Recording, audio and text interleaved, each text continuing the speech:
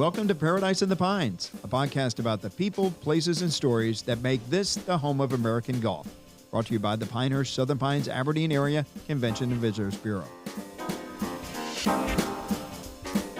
Hello, everybody, and welcome back to Paradise in the Pines. This is Phil Wurs, the President and CEO of the Pinehurst, Southern Pines, Aberdeen Area Convention and Visitors Bureau. We are honored today to have Dr. John Dempsey, the president of Sandhills Community College, with us. Dr. Dempsey, he started at Sandhills Community College in 1989, graduate of Notre Dame, the Fighting Irish, master's in government at William and Mary. I went to James Madison. Oh, wonderful. Ph.D. in political science from UMass. Vietnam vet, my sister was as well, and served in executive office under President Jimmy Carter. Quite an accomplished history. You were retiring from Sandhills Community College. Welcome to Paradise in the Pines. Well, thank you, Phil. I'm honored to be here. It's always fun doing these things, talking about the college and talking about the way in which it interacts with people. You said one thing there.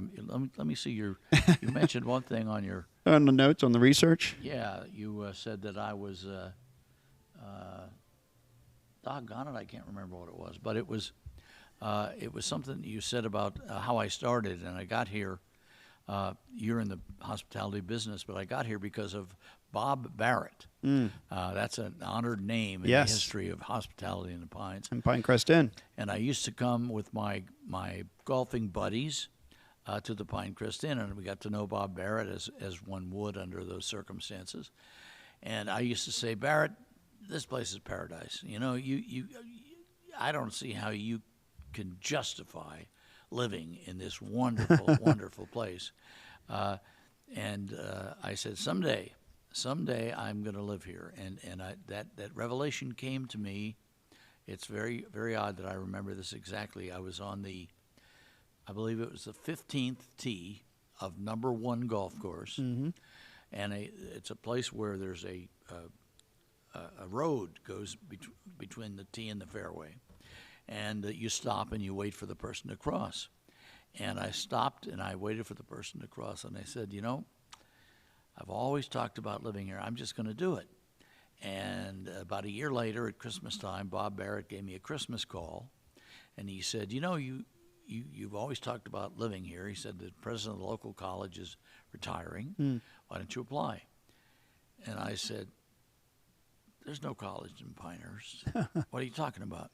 Because I was a liberal arts guy. I was president of Elmont Abbey in Charlotte, and had been at the College of Charleston and so forth. And I knew nothing about community colleges. He said, well, why don't you come down? He said, this one's different. He said, come down, take a look at it. So he and Raymond Stone, my predecessor, and George Little, the chairman of the board then and now. Right, and he's on our board of the CVB. Yeah. We all met in the bar of the Pinecrest Inn. What could possibly go wrong? What could go wrong, right?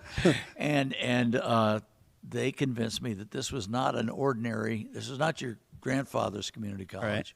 So I went out and saw it on Airport Road, and I just fell in love with it. And I said, well, if I can talk Evelyn into this, I'm going to do it. And Evelyn, my wife, was a horse person. And perfect.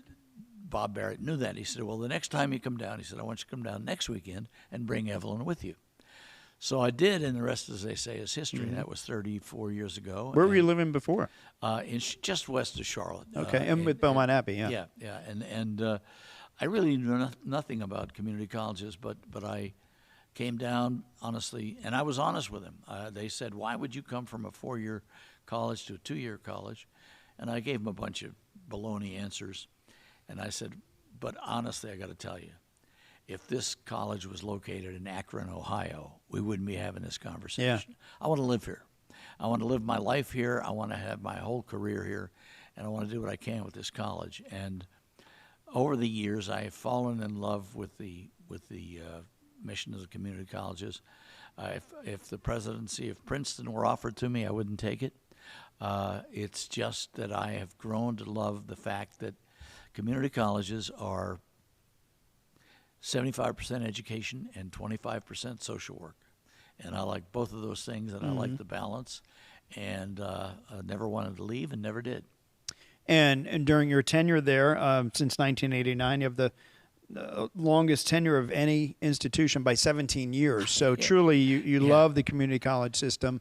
When you got here, obviously it was not what Sandhills Community College is today. What challenges were there back then when you first arrived? Well, I don't want to get anybody mad, but liquor by the drink had just passed. We've heard that story many times from Mr. Little. He was very instrumental in that. Absolutely, he was, and it was a very different place. Yeah, it was a very different place. Now, the golf course at Pinehurst, number 2, Robert Hyder, by the way, whom I'm sure you know, always says, just never forget that there are 18 miles and 18 holes that separate us from Laurinburg. And if you do anything to damage those 18 holes, those 18 miles are going to shrink. Right. So you don't slay the goose that laid the golden egg. And that was the same. But the rest of the community was not the same, not in any way. I will be living as of January 1st in Whispering Pines, where Evelyn and I bought a house 25 years ago. And when I bought that house, I'd go out there and I would watch people drive down the road in their golf carts, and they had golf carts with lights on them and horns and everything, and they all had their white hair. Now I go home and I look out the window, and all these young women with sleeves of tattoos and three German shepherds on a leash and a baby papoose in the back are the citizens of the community, and that's really a difference, and it's so much. Again, I don't want to make anybody mad, but it's so much more vibrant than it used to be, Phil. It's just, tonight is First Friday, you know. Got the barbecue festival? Can't even get a parking place now. Yeah. And it's only 1 o'clock in the afternoon. Barbecue festival, just, you know, Peter Stillwell he's a genius. And he comes up with all these crazy schemes that when he comes up with them, you say, well, Festival d'Avion, what is that? And he pulls it off, and he's pulling off this barbecue festival in ways that make this community so interesting to live in and so much fun to live in. My kids are coming from Asheville to Whispering Pines to spend Labor Day. That's awesome. Yeah. You don't leave Asheville to come to one Whispering Pines. One of the most touted tourism destinations in the country. Back in 1990, you didn't leave Asheville to come to the Pines for a vacation weekend. So that's the biggest change. The vibrance of the community.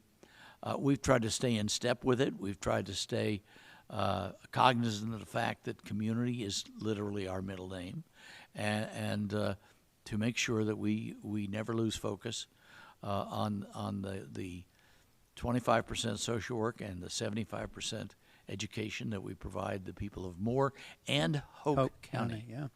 So it's a great place to be. It's a great place to, I think, of course I would think I'm the president, it's a great place to work. Our turnover is almost zero. And sometimes you might even say it's negative because every once in a while you have to let somebody go. Or somebody retires. Or somebody retires, God forbid. And so, you know, it's a nice place to work. It's been a boon to the community. I just came from doing a podcast at the Pilot, and I told Frank Daniels, the third, I guess he is, how much I appreciate what the Pilot has done for us, and I know you appreciate what the Pilot has done for you. It is so much easier to swim downstream than upstream. And believe it or not, even in this strange day, it is the Pilot that sets the direction of that stream. Is it going to be a constructive force for the community, or is it going to be, you know, sticking its nose in people's business and trying to find mistakes that we've made? God knows we've made mistakes. But the Pilot is always got one eye on what's going to strengthen this community, just as you guys have strengthened this community. I know last year you set a record, and this year you doubled it. I mean, that's just incredible. And I know that probably 98% of that is due to the fact that you have arrived. Well, we need to maybe alter this conversation here as my board, and especially Tom Beto, my previous board chairman. This was a couple years ago when we had a record. My first year I was here, and he said, well, you know, your marketing is good, Phil, but, you know, Trump was, you know, the economy was doing great. Pinehurst Resort, record year of all time, you know, resurgence in golf. It's like, hey, I get it. We feel like we've done our fair share. You've done an enormous fair share for this community. When you Tom Beddoes on our board too. He's a great man, and he keeps my feet to the fire. Oh, he's a wonderful guy. And George Little is my board chair. Larry Cadell is my vice chair. Great people. Great people, and you know, you don't work at a place for 35 years if you don't have a good boss. And frankly, I've got the best bosses in the world, and I try to be the best boss in the world. What makes George a good boss as a trustee chair is he sets the policy and then he leaves me alone. And I try to do the same with the people who work for me. I think, you know, from a business perspective, you hire good people, as they say, and get out of their way. Yeah, absolutely. Andy Cordy just retired. But, you know, you had to get out of Andy's way or she'd knock you over. You know, I've got Fallon Brewington now on the team, and you know, Fallon is a major force in the community. I've got Jermaine Elkins. Jermaine is, I think I got this right, she's Ginny Moss's grandniece. So she's really grounded in the community, and she's a wonderful. She's our director of development, or vice president for institutional advancement, we call it. We can't pay people, so we give them a nice title. You know, it's good. like you, they don't pay you enough. They give you a beautiful building here, so you know it all comes out in the laundry. Sure. Well, you first got to Sandhills, they had a $1 million endowment. Now at $50 million. How proud of you are you of that, of the growth of that community college to be one of the finest in the state? Well, you know, I just was asked the question, tell me about the Bradshaw Performing Arts Center. And I said, well, it's two stories. One is we want to have people like Christian Chenoweth and Kelly O'Hara and David Faraday, so forth and so on.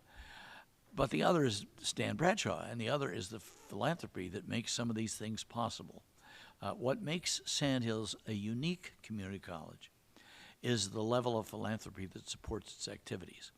We are now in a position to say to any high school kid, come to Sandhills and you'll come free.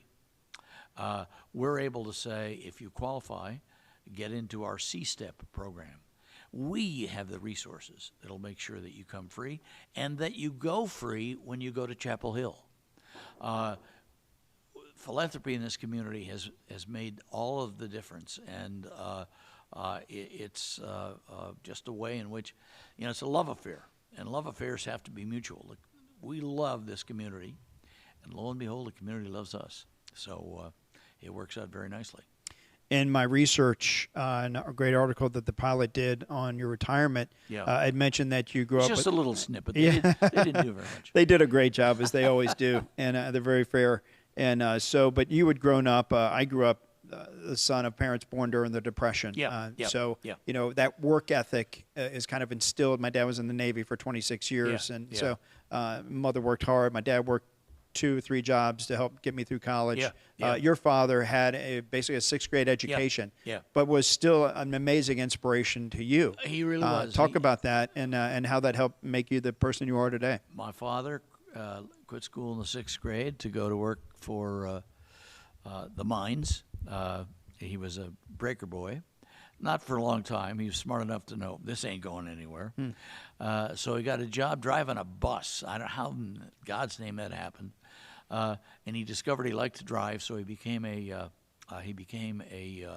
race car driver.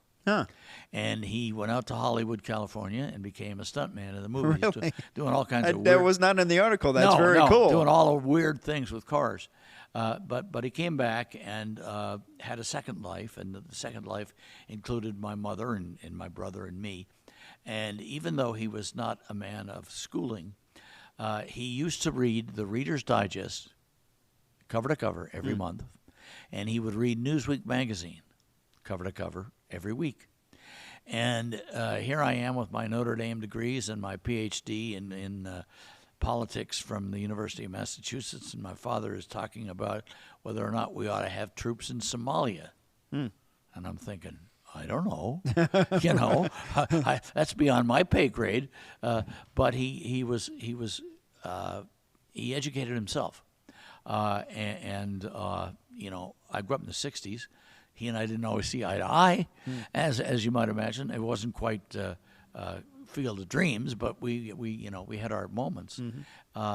but he was a real inspiration to me. And my mom was I couldn't have asked for better parents or a better. I had an aunt who lived with us, and she had a master's in social work from Fordham, and she was a real believer in helping people through government programs that would help them rise up. And so I had that kind of a background, and so it was easy when the challenge of a college that has social improvement as one of its stated goals. It was really easy for me, and I've loved every minute of it, every single minute of it.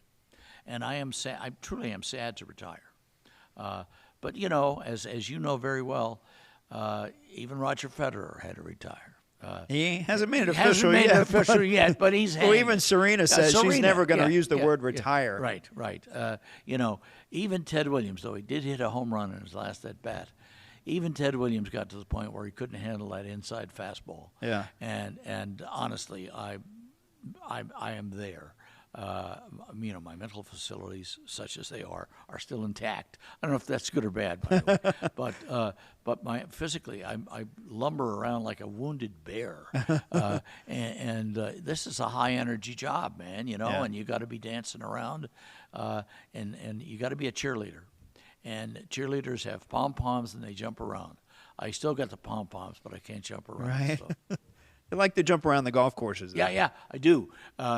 Fortunately, people say to me, where do you belong? And I say, well, I hate to tell you this, but the honest truth is that I belong just about everywhere. I'm fortunately to be a member at Pinehurst, and they've made me a president's list member. That's just the greatest thing. They did that when Pat Corso was president, and Tom Pashley has graciously continued it for my kids, my grandkids, for me. That's great. And I've watched well deserved. I've watched the evolution of, just as I've watched the evolution of the community, I've watched the evolution of the resort. You really, they're almost hand in hand. The thought of a water slide within sight of the first tee at number 2 in 1989 would have been heresy. Right. Now it's the most popular thing in town.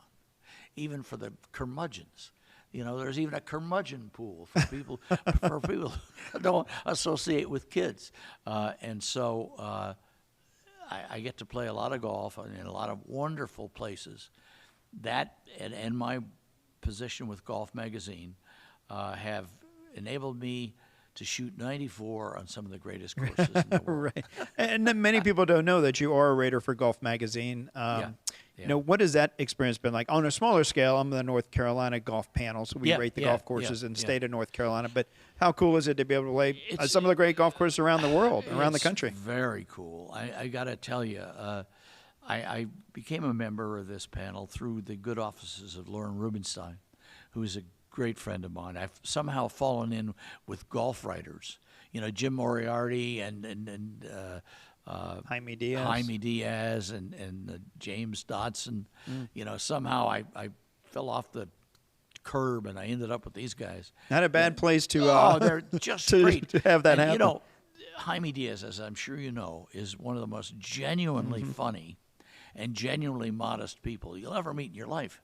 And Lauren is the same way. Oh my God, what a man! And so I got involved in this panel, and it's given me a motivation to travel, which has become a part of my life, and it's given me a motivation to not be afraid to expose a very mediocre golf game to people who are much better than I. I just came from Leeds in the UK, played Al Woodley with the club captain, the club champion, and the head professional. And it was an embarrassing experience on an absolutely stunningly beautiful golf course. And so I've developed enough thick skin that it doesn't bother me anymore.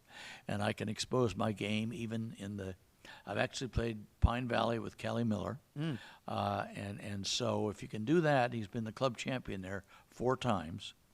Kelly Miller has? Yes, he has. Did you not know that? I did not know that. Kelly was the club champion of Pine Valley and Seminole in the same year. Wow. Wow. That's amazing. Is all you can say.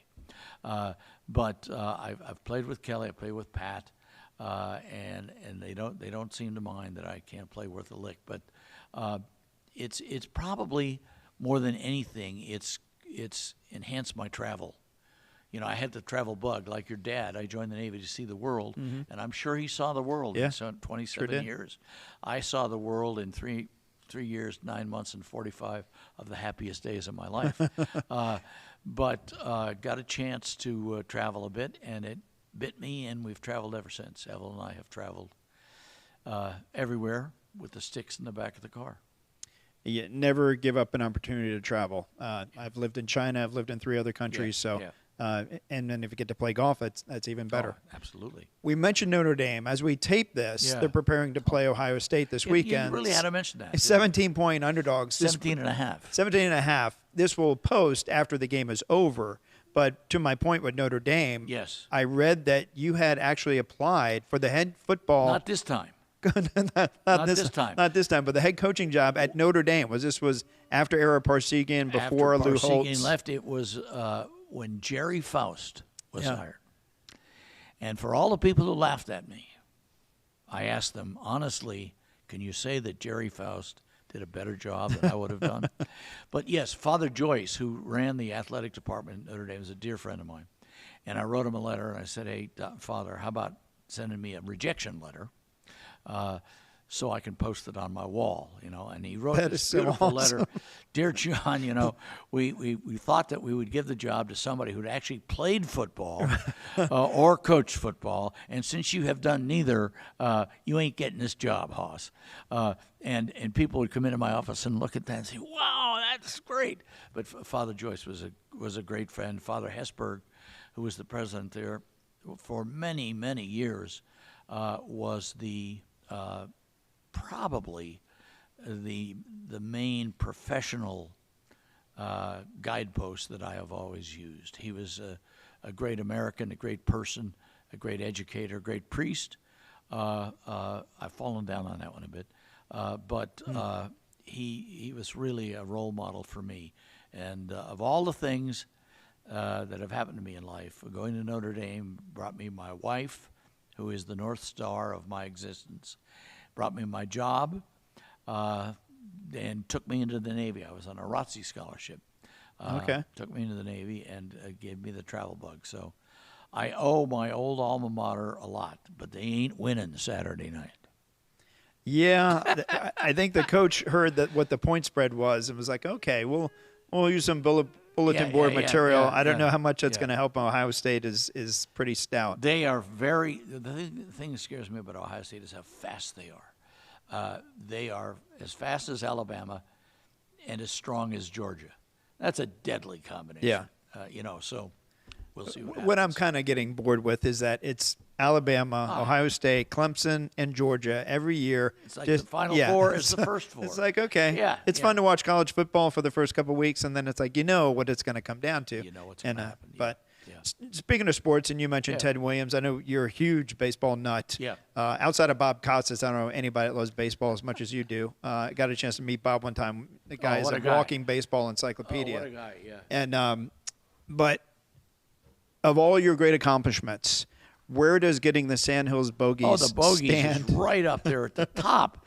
And when you put the cherry on top of the cake, having Bernie Carbo as the manager, for those of you who don't know, Bernie Carbo hit a 3-run homer in the bottom of the 8th inning against the Reds. In Game 6. Game 6. And were it not for Bernie's 3-run home run that tied the game, Carlton Fisk would not have had the chance to win. A lot of people don't remember that. They don't remember that. They don't remember anything, Phil. They don't remember anything. And I love baseball, and I every year with your friend Pat Corso, I go down to baseball spring training. We haven't gone the last few years because they haven't had it or they've been on strike, but we're all set for next year. His White Sox and my Phillies. Just think about this. Between the two of us and all the years we've been going to spring training, the total number of World Series appearances is 0. Yeah. Neither one of us has had any success. My Phillies have had a bad century, and his White Sox have had a bad century and a half. It's interesting. You're a Phillies fan. I grew up a Phillies fan. My mom's from Philadelphia. Yep. Very first Major League Baseball game I went to was at Connie Mack Stadium. Oh, 21st and Lehigh. I don't remember that. I do remember Pete Rose playing right field for the Cincinnati Reds. Oh, wow. Jim Lonborg was pitching for the Phillies that night. Oh, my goodness. And I obviously went to the vet many times. And actually, when I was in high school, my English teacher, Mr. McGrath, I wrote a term paper on the history of the World Series through the eyes of a Phillies fan. And I got an A+ because he was from Philadelphia. So I never forget that. But I become a Braves fan because I grew up when cable TV, Atlanta. TBS. My dad and I watched Braves games all the time on TBS and lived in Atlanta. So I love the Braves as well. But still have a fondness for Philly. And Larry Bowa was my favorite. I wore number 10 in high school. He's a small player, just like Larry. Absolutely. He was kind of an overachiever. But that's just. They've got a great legacy, and the whiz kids from the 50s on up to Mike Schmidt and Greg Luzinski, and I went down some great to, players. Hilton Head one year, and they were having the Mike Schmidt Golf Classic, a fundraiser of some sort, and it was not very successful because the only people there were Mike Schmidt and Ron Reed, who used to play professional basketball as well as baseball, and a few hangers-on who were paying big bucks to play with Mike, and Mike Schmidt was a god. I mean, number 20 in your program, number 1 in your hearts. I mean, he was just. I was older than he was. It's a little embarrassing for a 35-year-old guy to have a crush on a 26-year-old baseball player. But I followed Mike Schmidt around. It was like, and he could play. Yeah. Mike could play. He was a good player. But sports. I don't see how you could have a life without sports. I really don't, If you're lucky enough to be able to play it, even at the tiniest level, do so. You'll never forget the experiences you had. I'll never forget the time I was on the All-Star team in Little League, and I made 3 errors, struck out twice, and hit into a double play on August the 8th, 1957. But I forgot it right away. Right. Yeah. And going back to baseball and the Bogeys, they win the championship in their first year. Yeah. Alec Allred with the Old North State League. I mean, talk about him and his approach to you and trying to get this started and get the baseball field built. In my job, I get pitched a lot of things. Some are crazy schemes. Some make a little bit of sense. But when Alec came in and he said, we're going to do this, we're going to do this, we're going to do this, and I said, and it's going to cost me what? He said, nothing. I said, what part of nothing don't we understand? Right. The Old North State League came in and took an old softball field and turned it into a baseball field. Now, that doesn't sound like much, but it is a lot. They put up dugouts, they put up a backstop, they put up some bleachers, and, of course, they put up the infield, which is the key to any baseball stadium. When you went to see Larry Bowa for the first time, I don't know if you had the same experience that I had. The first time I saw a Major League field, it was so green. Mm-hmm. It was so green. And they've created a beautiful green haven for us out there. Alec is the real deal. Yeah. He is smart. He finishes what he starts. And I look, now I'm retiring, so I can't speak for the future, but I look forward to many years of partnership between the college and the Old North State League. I just think the world of Alec. His dad is the guy with the money. So Alec and his dad together are I can't tell you what it was like to go to a Bogeys game and people sitting out there. And we still, we didn't even have restrooms. You had to go up to the gym for restrooms, and we didn't have our liquor permit, so you couldn't buy a beer. Well, now you can do that. And so next year, I'm trying to get somebody, if somebody listening want to invest a couple $100,000 in lights, I'd be happy to name a stadium for them. Yeah. Like Pilot Stadium, for example, First Bank Stadium. You could have any of these. I mention those because they're the two organizations, and I know you know this. First Health Stadium. First Health Stadium. That's a perfect. If there's something, you read about something good and exciting in the community, you look down the bottom of the page, sponsored by First Health, sponsored by the Pilot, sponsored by First Bank. These organizations are, and we're trying to become that. Jermaine Elkins, we're one of the main sponsors of Weymouth's 100th anniversary year. And we want to become that. We want to become one of these community builders like all those organizations have become, and try to do it financially. We know we do it generically through the educational programs that we offer, but we want to be a bigger player in advertising good things that are going on in the community, and we will be. You think the college will have a baseball team too? It's possible, but everybody thinks that this is a precursor to a baseball team. And I said, and remember, I'm going to be gone, so I'm just telling you what I'm Just telling you. spitballing here. I'm saying, well, does that mean that next year we would have to pay the coach? Yes. Does it mean we'd have to buy the baseballs and bats? Yes. Does it mean we would have to pay for the umpires? Yes. Does it mean we'd have to go out and recruit the players? Yes. We do that all now for nothing. What part of nothing? No people understand. Right. That's all I'm saying about baseball at Sandhills. Dr. Dempsey, we appreciate you being here. And before we let you go, we want to talk a little bit about tourism, a couple questions. Yeah. That's why we're here. Yep. We'd love to get to the point where we can increase our occupancy tax so we can do some great things and be more of a player in this community. You mentioned the Weymouth Center.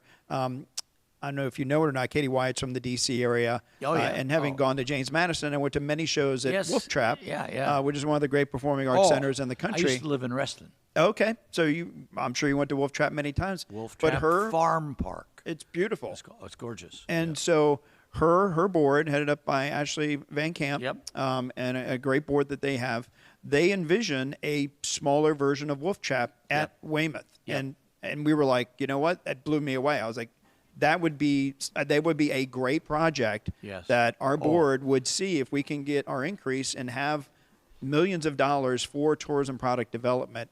But it's a great idea. I'm kind of on my soapbox. But my only concern would be, why would you put it at Weymouth when you could put it as an adjunct to the Bradshaw Performing Arts Center at Sandhills Community College? And I'd love to talk to Katie about it. She's one of the few people in town that talks faster than I do. And she's one of the few people in town who's got more energy. She's got a ton of ideas. Yeah, she's awesome. Oh, my God. That woman's on fire. One of the best things that's happened to Weymouth, for sure. She's terrific. And I think that would be wonderful. I do think David Michael Wolf and I have spoken. One of the reasons that we built the Bradshaw Center was to have a permanent home for David. When I introduced, the night we dedicated the building, had Stan Bradshaw on the stage with me and David. I said, I want to introduce you to the man who made this possible and to the man who made it necessary. And what David has done is remarkable. And he and I have talked about the possibility of an outdoor arena.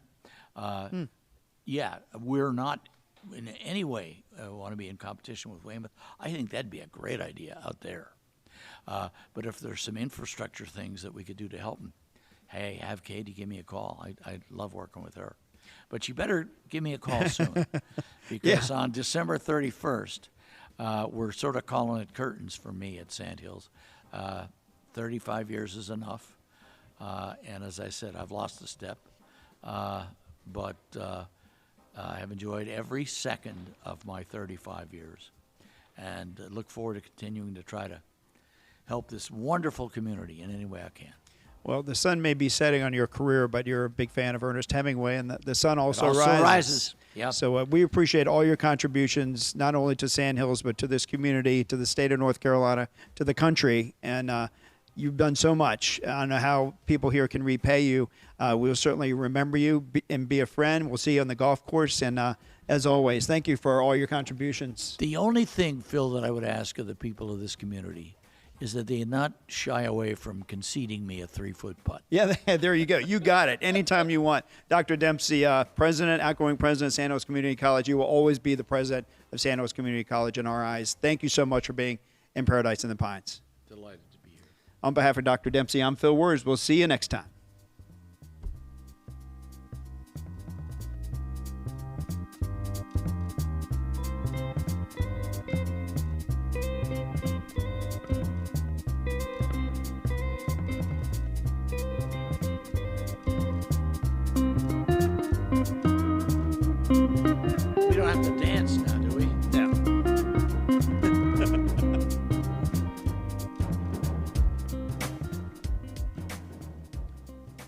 Thank you very much. Thank you. We could have gone on for a lot longer, but That was fun.